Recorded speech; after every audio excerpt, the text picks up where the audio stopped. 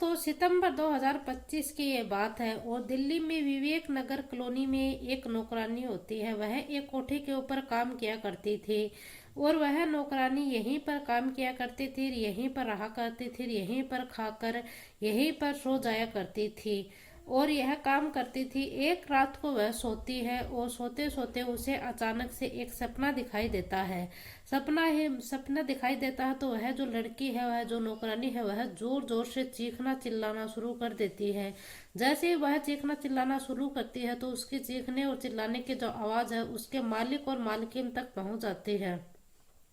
फिर जो उसके मालिक और मालकिन है वह दौड़े हुए उसके पास आते हैं और उसके पास पहुंचने के बाद उसे देखते हैं, पूछते हैं कि बेटा क्या बात है, तो हमारी क्या परेशानी है। लड़की कहती है कि मुझे अचानक से एक सपना दिखाई दे रहा है और वह डर जाती है। उसे लड़की है वह उसे तसल्ली दी जाती है उस लड़की को, और उसे मालकिन है वह काफी समय तक उसके साथ बैठी रहती है। और उसके बाद वह 2-3 दिन के बाद फिर से वही लड़की से वह उसी लड़की के साथ फिर से वही सपना दिखाई देता है। उसको सपना दिखाई देता है तो फिर से उसकी चीख निकल जाती है और मालिक ने इस लड़की से बड़ी ही तसल्ली से और इस लड़की से इस मालिक ने कहा कि बेटा तुम मेरे को अपने पिता की तरह समझो, अगर तुम्हारी कोई दिक्कत है, कोई परेशानी है तो तुम ऐसा करो कि मुझे बताओ और मैं तुम्हारी हर परेशानी का हल निकालूंगा। तो जो ये लड़की है यह इस मालिक को कोई भी बात नहीं बताती है, एकदम से शांत हो जाती है। और लेकिन जब तीसरी बार भी इस लड़की ने यही सपना दिखाई देता है तो यह लड़की फिर से चीख निकल जाती है। जो मालिक और मालकिन है वह अपनी भूमिका निभाते हुए उसके पास आते हैं और वह उसे अपने सीने से लगाते हैं और उसको पुचकारते हैं, दुलारते हैं। और जो मालकिन है वह उसे कहती है कि बेटा आप परेशान बिल्कुल भी मत हो, तुम्हारे कोई दिक्कत नहीं होगी क्योंकि हम तुम्हारे साथ हैं। और जो मालकिन है वह भी उसके साथ सोती है और ताकि वह डरे नहीं और सहमे नहीं। जो मालकिन है वह उस लड़की से कहती है कि मैं तुम्हारी माँ की जैसी हूँ, बेटा अगर कोई बात है तो तुम ऐसा करो कि मेरे साथ तुम खुलकर कर सकती हो। फिर ये लड़की को ऐसा लगता है कि हाँ मेरा भी कोई है इस दुनिया में। फिर ये लड़की है यह इस जो नौकरानी होती है, इस नौकरानी से जो ये नौकरानी है यह इस मालकिन से बताना शुरू करती है। ये कहती है कि मैं जब भी सोती हूँ तो मेरी आंखों जैसे ही मेरी आंख बंद होती है तो मेरी आंखों के सामने जैसे कि कुछ तस्वीर से चल रही हैं।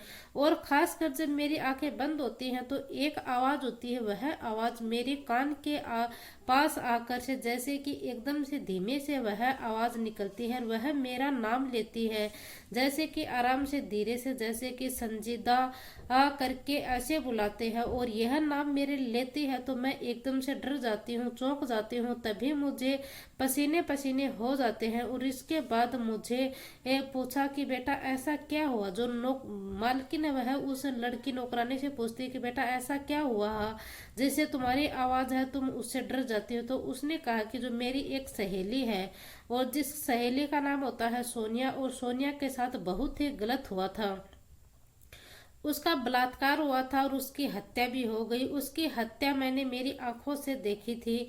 और यह बात सुनने के बाद मालकिन है वह उसके पैरों तले की जमीन खिसक जाती है। मालकिन है वह डर जाती है। बलात्कार हुआ था और उसको वीडियो भी बनाया था। जो नौकरानी वह उस मालकिन से कहती है कि उसका बलात्कार भी हुआ था और उसका वीडियो भी बनाया था।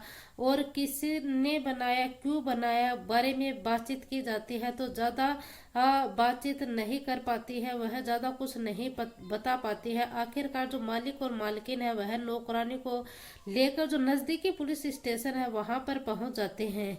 और जैसे नजदीकी पुलिस स्टेशन में जाने के बाद वह बताते हैं कि यह जो हमारी नौकरानी है और ये सपने में इसके आवाज आती है और आवाज लगाने पर ये कहती है कि जो मेरी सहेली है उसके साथ बहुत गलत काम हुआ है और उसके साथ बलात्कार भी हुआ और उसकी हत्या भी हुई है। इसकी सहेली इसके मामले की जांच पड़ताल करिए ताकि देखिए कि इसकी बातों में कितनी सच्चाई है कितनी नहीं है। पुलिस ने पूरी कहानी जरूर सुनी लेकिन पुलिस इस मामले को इतनी ज्यादा गंभीरता से नहीं लेती है जितनी गंभीरता से पुलिस को ये मामला लेना चाहिए था। लेकिन बाद में जो पुलिस है वह इस लड़की को ऐसे ही ऐसा लगा कि ये लड़की है, इसका मन हल्का हो जाएगा। पुलिस ने जब इस लड़की जो ये लड़की है, ये पुलिस को ये सारा मामला बताती है। मामला बताने के बाद इस लड़की का जो मन है वह हल्का हो जाता है, क्योंकि वह मालिक और मालकिन भी इसके बाद ये बात थी ये बता चुकी थी और मालकिन के सामने बताया, फिर यह पुलिस के सामने बताई। इसके बाद इसके अंदर से थोड़ा सा जो डर था वह कम हो जाता है, उसको तसल्ली दी जाती है। आखिरकार वह बताई गई कि ये लगभग 96 दिन बीत गए हैं। 96 दिन बीत जाने के बाद जिस लड़की के बारे में वह बता रही थी, उसकी लाश अचानक से सामने आ जाती है। जैसे ही उस लड़के की लाश सामने आती है तो एकदम से यह चमत्कार सा हो जाता है और पुलिस है वह फिर इसका काम है वह करना शुरू कर देती है। पहले तो ये पुलिस है इस मामले को ज्यादा गंभीरता से नहीं लेती है, लेकिन जैसे ही एक लाश मिली थी अचानक से 96 दिन के बाद, फिर यह पुलिस है इस मामले को बहुत ज्यादा गंभीरता से लेती है और इस बात पर खूब ही वाहवाही की जाती है। पूरी कहानी के माध्यम से जब समझेंगे यह जो कहानी है, इसको हम पूरी कहानी के माध्यम से आपको समझाएंगे। नमस्कार, राधे राधे, जय श्री कृष्णा दोस्तों, मैं पूजा। आज की जो हमारी सच्ची घटना है, इस सच्ची घटना की शुरुआत होती है उत्तर प्रदेश का एक जिला लगता है हापुड़ और हापुड़ जिले का ही एक थाना लगता है पिलखवा। यह बात है 1 दिसंबर 2025 की सुबह तकरीबन 7 बजे के आसपास का वक्त होता है और पिलखवा क्षेत्र नेशनल हाईवे पर 9 रामा अस्पताल होता है। रामा अस्पताल के ठीक सामने एक ईख का खेत होता है। ईख के खेत में एक कासमावाद निवासी योगेंद्र का ये खेत होता है और इस खेत में अचानक एक व्यक्ति है वह टॉयलेट करने के लिए रुक जाता है। जैसे ही वह टॉयलेट करने के लिए रुका था और इसी राहगीर की एक नजर पड़ती है कि वहां पर एक सूटकेस है। वह सूटकेस काले रंग का सूटकेस है और थोड़ा उसके पास जाता तो उस सूटकेस के अंदर से बहुत ज्यादा दुर्गंध आती है और वह कुछ ना कुछ ही सूटकेस के अंदर है। यह सूचना वह इसकी जिम्मेदारी लेते हुए, वह एक जिम्मेदार नागरिक होने का फर्ज निभाते हुए वह डायल 112 नंबर पर पुलिस को फोन करता है। फोन करने के बाद जो पूरी लोकेशन बताई जाती है, उस सूट के रंग काला सूटकेस होती है उसका काला रंग होता है और रामा हॉस्पिटल में उसके ठीक सामने जब पुलिस को ये सूचना मिलती है तो डायल 112 नंबर की जो टीम होती है वह नजदीकी पुलिस स्टेशन को शिवपाल सिंह अपनी टीम लेकर, साथ ही जो एसपी होता है वह भी वहां पर मौके पर पहुंच जाता है। एसपी ज्ञानेंद्र सिंह भी मौके पर पहुंचता है और फोरेंसिक टीम है, डॉग स्क्वाड है, कई टीम होती हैं वह जांच पड़ताल के लिए मौके पर पहुंच जाती हैं। पुलिस की मौजूदगी में वीडियोग्राफी में उसकी चैन खोली जाती है।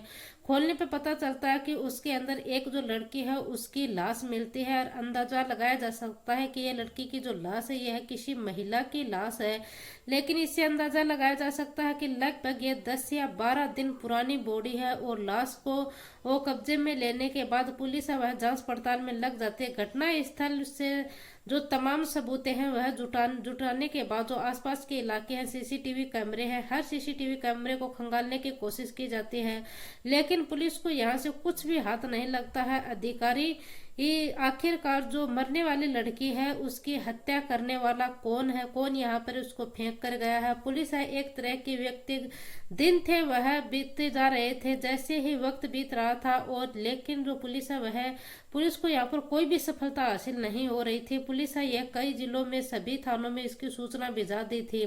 आसपास के प्रदेशों में यह सूचना भेज दी गई थी कि सोशल मीडिया के माध्यम से ये भी यह अपनाया गया था और प्लेटफॉर्म पर भी इसकी सूचना डाली गई थी, लेकिन इस लड़के का नाम ना कोई सूचना, पुलिस को यहाँ पर कोई भी कुछ भी गुमशुदगी दर्ज कुछ भी नहीं मिलता है। पुलिस आखिरकार सोचती है कि हत्या का खुलासा कैसे होगा, लेकिन पुलिस अपनी तरफ से जो जांच थी वह जारी कर रखी थी। आखिरकार एक पोस्टर तैयार किया जाता है। उस पोस्टर को तैयार करने के बाद कई टीमों के पीछे, बसों के पीछे, रोडवेज बसों के पीछे और जो पब्लिक होती है बहुत आना जाना रहता है, वहां पर यह पर्चे छिपाए जाते हैं। सूटकेस का रंग बताया जाता है और लड़की के ऊपर जो कपड़े थे वह बताए जाते हैं, उसके कपड़े बताए जाते हैं, बालों की लंबाई बताई जाती है, हुलिया बताया जाता है।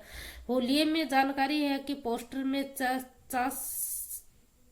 चस्पा कर दिया जाता है, लेकिन यहाँ पर जो पुलिस है वह इंफॉर्मेशन में रह जाती है। आखिरकार एक 12 दिसंबर 2025 की ये तारीख आती है। एक टेम्पो होता है वह आगे आगे चल रहा था और पीछे एक बड़ी कारोबारी गाड़ी होती है, बिजनेसमैन व्यक्ति होता है, वह उसके पीछे चल रहा था। वह गाड़ी वाला था, वह बार बार हॉर्न बजाने की कोशिश कर रहा था, लेकिन जो टेम्पो वाला था वह उसका हॉर्न सुनने को तैयार नहीं था, न वो टेम्पो रोक रहा था। और फिर ये जो बिजनेसमैन व्यक्ति है यह अपनी गाड़ी उस टेम्पो वाले के आगे लगा देता है। लगाने के बाद यह नीचे उतरकर उसे डांटता फटकारता है और वापस यह अपनी गाड़ी में बैठता है। और जैसे वह वापस अपनी गाड़ी में बैठ रहा था तो उसकी नजर जो उस टेम्पो के पीछे लगा हुआ पोस्टर था उसके ऊपर गिर पड़ जाती है। जैसे ही उसके ऊपर नजर पड़ती है तो वह जो बिजनेसमैन व्यक्ति था वह इसके बारे में जानकारी जुटाने की कोशिश करता है और वह उसकी फोटो खींचता है। फोटो खींचने के बाद वह अपने घर पर जाता है और उसके घर पर जो नौकरानी होती है वह ले जाकर उसकी नौकरानी को दिखाता है। वह कहता है कि बेटा तो जैसी बात कर रही हो वैसी बात तो इस पोस्टर के अंदर लिखी हुई है और कहीं तुम्हारी सहेली ये तो नहीं है, तुम्हारी सहेली को कभी इस सूटकेस के अंदर तो पैक नहीं कर दिया गया है। इतना सुनने के बाद वह नौकरानी वो बिजनेसमैन जो होता है वह अपने साथ बैठाता है और बिठाने के बाद वह सीधा पिलखवा थाने में पहुंच जाते हैं। और पिलखवा थाने में जाने के बाद वह कहते हैं कि साहब कुछ जानकारी है, ये मेरी नौकरानी है, ये आपको कुछ जानकारी देना चाहती है, आप इससे बातचीत करना चाहते हैं तो आप इससे बातचीत जरूर कीजिए एक बार।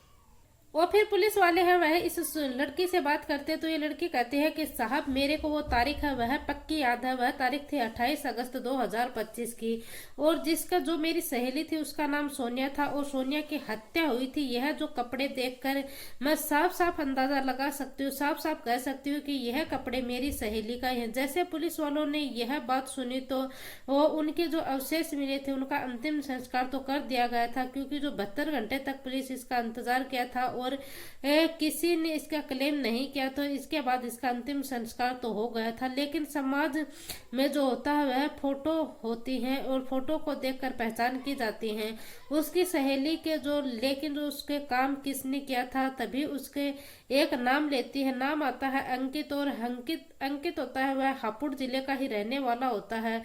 थाना सिम्बाली होती है उसकी, सिम्बाली थाने का एक गांव लगता है और नवादा कला गांव लगता है और नवादा कला गांव में उसकी पत्नी होती है कलिस्ता और कलिस्ता उर्फ काली।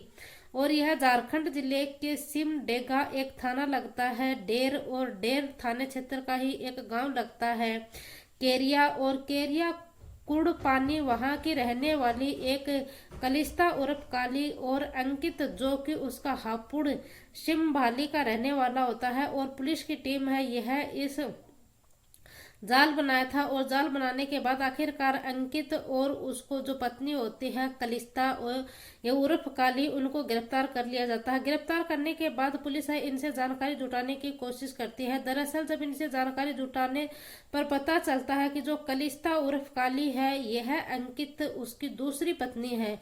जो पहली पत्नी होती है वह साहू होती है और साहू झारखंड की रहने वाली होती है। साहू और अंकित मिलकर एक एजेंसी बनाई थी और जिसका नाम सृष्टि इंटरप्राइज के नाम से एक एजेंसी थी और जो कि दिल्ली के उत्तम नगर में वो काम करती थी। और एजेंसी का काम होता था जो कि बड़ी बड़ी कोठियां होती थी, बड़ी बड़ी कोठियों में लोग होते थे, घरों में मेड की व्यवस्था करवाने का वह काम करती थी। नौकरानी का काम कर सके, मेड की व्यवस्था कराने का काम कर सके, उनकी जिम्मेदारी निभा सके। जब उनसे पूछा गया कि सोनिया की हत्या तुमने क्यों की, इसके पीछे का कारण क्या था, तो उन्होंने कहानी शुरू से बताई। तो उन्होंने कहा कि साहब एक रोज की बात है जब अपने घर से बिल्कुल अकेली जा रही थी, सिर्फ सोनिया थी। सोनिया को देखकर उसका दिमाग खराब हो जाता है, यानी कि उसकी नीयत खराब हो जाती है और उसे ऐसा गंदा काम करने की कोशिश की तो उसने विरुद्ध किया तो उसने उसके साथ डांटना फटकारना शुरू कर दिया। डांटना फटकारना शुरू किया तो उसे डर लग रहा था यही इसी बात का, कहीं ये बात है ये लीक ना हो जाए। इसके साथ गलत काम तो कर लिया है लेकिन ये बात लीक हो गई। उसका वीडियो बनाकर मैंने मोबाइल में कैद किया। मोबाइल में कैद करने के बाद मैंने उससे ऐसा कहा कि तुमने किसी को भी भविष्य में बताने की कोशिश की तो मैं जो तुम्हारा ये वीडियो है ये सोशल मीडिया के ऊपर लीक कर दूंगा। और यह जो महिला थी, लड़की थी, इसका नाम सोनिया होता है। सोनिया झारखंड की रहने वाली होती है और उसकी जो पत्नी थी वह कलिस्तान उर्फ काली थी। यह इसके गांव के आसपास की ही रहने वाली होती है। और यह वो आई और आकर दिल्ली में अपना काम ढूंढना शुरू कर दिया और उसने अपने परिवार के आर्थिक रूप से मदद करने के लिए, लेकिन उसके साथ ऐसा गंदा और घिनौना कृत्य करने के बाद उस लड़की को गुस्सा आता है और गुस्से में वह अडिग कहते हैं कि मैं पुलिस के पास तो जाऊंगी, लेकिन मैं पुलिस के पास तो हर हाल में जाऊंगी। चाहे तो तुम, यह वीडियो है, ये मेरा वीडियो बनाया है, इससे तुम चाहे तो सोशल मीडिया के ऊपर अपलोड कर दो, वो भले ही चाहे तुम कुछ भी कर लो, लेकिन मैं पुलिस के पास तो जरूर जाऊंगी। अब ये कलिस्ता थी उर्फ काली, यह इस बात का पता चलता है तो यह कलिस्ता यानी कि जो अंकित की पत्नी थी, उसे कहता है कि कहाँ पर हम क्या बात करें अब। और ये कलिस्ता है, ये इसे बार बार समझाने की कोशिश करती है कि बेटा तुम किसी को भी ये बात मत बताना, अगर तुम ये बात बताओगे, पुलिस के पास जाओगे तो हमारी बहुत बदनामी होगी। और ऐसे ही कर ये जो कलिस्ता है, इसकी एक सविता विहार कॉलोनी में उसका काम लगवा दिया जाता है। आखिरकार जो सोनिया है, इसे काम पर तो लगा दिया जाता है, लेकिन इसका काम में बिल्कुल भी मन नहीं लगता है। यह हर वक्त हमेशा गुस्सा आता रहता है इसको। साथ ही गंदा काम जो किया था उस मालिक को भी किसी भी कीमत पर नहीं छोड़ूंगी और उससे तो मैं जेल भिजवा कर ही रहूंगी। इसीलिए यह इसका काम में मन नहीं लगता था। जिसने ही जो वहां पर उसका काम किया करती थी, जिस मालिक के घर पर, उसने कहा कि मुझे ये लड़की नहीं चाहिए। अंकित को फोन कर कर कहता है कि मुझे ये लड़की नहीं चाहिए काम करने वाली, ये जो आपकी नौकरानी है यह यहाँ। और फिर आखिरकार अंकित है वह इस लड़की को लेकर जाता है। आखिरकार वह तारीख थी 28 अगस्त 2025 को। सोनिया उत्तम नगर के इलाके में पहुंच जाती है और जहां पर वह बार बार एक ही बात के रट लगाए हुए बैठी थी कि मुझे पुलिस के पास जाना है, हर हाल में मैं पुलिस के पास तो जाऊंगी। लेकिन जो कलिस्ता है, यह बात उसे बहुत ज्यादा अजीब लग रही थी, परेशान कर रही थी। कलिस्ता उसको एक के बाद एक कई थप्पड़ मारे और जैसे ही उसके अगर किसी भी दोबारा यह बात करने की कोशिश की तो तुम्हारा जो वीडियो है वह हम सोशल मीडिया के ऊपर अपलोड कर देंगे और फिर देख लेना तुम्हारे माँ बाप के ऊपर क्या हालत होगी। आखिरकार उसका मुंह है दिखाने के लायक का भी नहीं छोड़ेंगे हम तुम्हें। आखिरकार ये लड़के है यह दबाव में बना लेती है और इसके बाद जो लड़के यह जिद पर अड़ जाती है कि वहीं पास में एक डंडा पड़ा हुआ था और अंकित यह डंडा उठाता है। डंडा उठाने पर यह सोनिया के ऊपर डंडे से वार करना शुरू कर देता है। आखिरकार यह डंडे से जब तक वार करता है तब तक ये लड़की बेहोश नहीं हो जाती और बेहोश होने के बाद कुछ देर के बाद पता चलता है कि ये लड़की तो इसकी तो मौत ही हो चुकी है। और इसके बाद तो वह सोनिया है उसके साथ साथ संदिग्ध मौजूद होते हैं, जैसे कि संजीदा भी वहां पर ही मौजूद होती है और संजीदा के आंखों के सामने ये सारा दृश्य हो रहा था। संजीदा ये सब कुछ देखने के बाद डर जाती है, घबरा जाती है। लेकिन इसी बीच में जो पति पत्नी का दिमाग था वह खुर्रापाती था और ख्याल था वह डंडा दिखाया जाता है और संजीदा के हाथ में भी वह वीडियो वो बनवाते हैं और संजीदा से बोलते हैं कि तुमने अगर यह बात किसी को भी बताई तो इसमें जो तुमने कृत्य किया है, हमने इसके साथ जो कृत्य किया है उस वह कृत्य तुम्हारे साथ भी होगा। और जबरदस्ती इस लड़की को बुलवाया जाता है और लाश के पास इसे खड़ी कर दिया जाता है और इसे बोला जाता है कि हाँ ये हत्या मैंने की है। इसका ऐसे करवाकर यह वीडियो बना लेते हैं और शायद यह लड़की अब यहाँ से बचकर कभी भी नहीं बोल पाएगी। लेकिन जो अंकित है वह अपनी पत्नी कलिस्ता का और दिमाग कभी भी बड़ा खुर्रापाती था, सुलझने वाला बहुत ज्यादा दिमाग था इनका, बहुत ज्यादा खुरापाती दिमाग था। और इसीलिए जो अंकित है वह इसके साथ बलात्कार करता है। बलात्कार करने का भी, संजीदा के साथ जो बलात्कार करता है उसका भी वह वीडियो बनाता है और वीडियो बनाने के बाद इसका भी यही कहता है कि हम तुम्हारा वीडियो अपलोड कर देंगे। और फिर आखिरकार जो ये लड़की थी यह एक विवेक विहार में एक मालिक के यहाँ पर काम में लग जाती है। वहां पर काम में इसका मन लग जाता है, लेकिन वह वहां पर ही रहती थी, वहां पर ही खाती थी, वहां पर ही सोती थी।